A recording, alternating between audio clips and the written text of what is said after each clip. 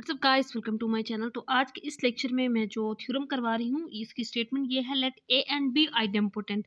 अगर ए और B idempotent matrices हैं, डेट इज अगर ये आइडेम्पोटेंट है ए तो ए का स्क्वायर ए के इक्वल होगा, बी आइडेम्पोटेंट मैट्रिक्स है तो बी का स्क्वायर बी के इक्वल होगा, और ये कंडीशन गिवन है कि ए बी इक्वल है बी ए के, then A B is idempotent. तो ये प्रूव करना है। तो सबसे पहले मैंने इसकी आइडेम्पोटेंट मैट्रिक्स की डेफिनेशन लिखी है। इसकी डेफिनेशन क्या होती है? Square matrix A is idempotent. एक स्क्वायर मैट्रिक्स है, स्क्वायर मैट्रिक्स वो होता है जिसमें number of rose number of columns के इक्वल हो, यानी कि ऑर्डर सेम हो, उसको उस वक्त आइडेम्पोटेंट मैट्रिक्स कहते हैं अगर ए स्क्वायर का आंसर ए आ जाए। तो अब इस क्वेश्चन के अंदर हमने ए बी को आइडेम्पोटेंट प्रूव करना है। तो मतलब ए बी का अगर स्क्वायर लें वो ए बी के इक्वल आ जाए तो ए बी आइडेम्पोटेंट होगा इस डेफिनेशन के मुताबिक। तो सबसे पहले जो डाटा गिवन है ये लिख लेंगे कि ए और बी दोनों आइडेम्पोटेंट हैं। इफ ये गिवन है, given that A and B is idempotent, A और B दोनों idempotent मैट्रिक्स हैं।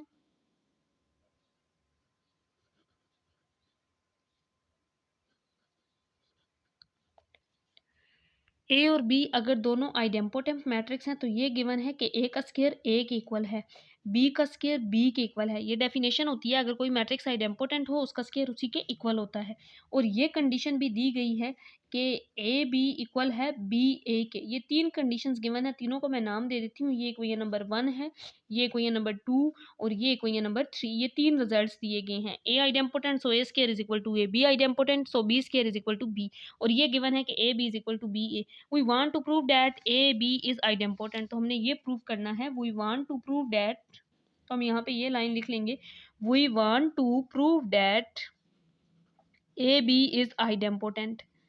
हमने ये प्रूव करना है कि ए बी आइडेम्पोटेंट मैट्रिक्स होना चाहिए, ये प्रूव करना है। तो हमें ये प्रूव करने के लिए ये प्रूव करना होगा कि ए बी का स्क्वायर इक्वल होगा ए बी के। ये हमने प्रूव करना है, तब हम कह सकते हैं कि ए बी आइडेम्पोटेंट मैट्रिक्स है। तो इसी को प्रूव करने के लिए मैं यहाँ से इसकी लेफ्ट हैंड साइड को ले रही हूँ। लेफ्ट हैंड साइड है ए बी का स्क्वायर, तो जिसको मैं लिख सकती हूँ ए बी का स्क्वायर है 2 दफ़ा ए बी और ए बी। बच्चों यहाँ पे ए बी और ए बी है, जिसको ये लिखा जा सकता है ए अलग और फिर बी ए को, और इसके साथ बी मल्टीप्लाई हो रहा है तो यहाँ पे बी लिख देंगे। अब बी ए है यहाँ पे बी ए, तो ये किसके इक्वल है? ए बी के, सिंस के ए बी इक्वल है बी ए के। इस बी ए की जगह पे ये गिवन था इक्वेशन नंबर 3 में, तो यहाँ पे ए और ए बी गिवन है कि बी ए गिवन है ए बी के इक्वल है, तो ये आ जाएगा। अब ए जब ए से मल्टीप्लाई होगा तो ए स्क्वायर आ जाएगा, बी जब बी से मल्टीप्लाई होगा तो बी स्क्वायर आ जाएगा। अब इक्वेशन नंबर 1 और 2 में देखें तो ये गिवन है कि ए स्क्वायर इक्वल है ए के और बी स्क्वायर इक्वल है बी के। तो मैं इस ए स्क्वायर की जगह पे ए लिख सकती हूँ और बी स्क्वायर की जगह पे बी लिख सकती हूँ, यानी कि ए बी का स्क्वायर इक्वल आ गया ए बी के। इट मीन्स प्रूव हो गया कि ए बी भी आइडेम्पोटेंट है, hence A B is idempotent matrix.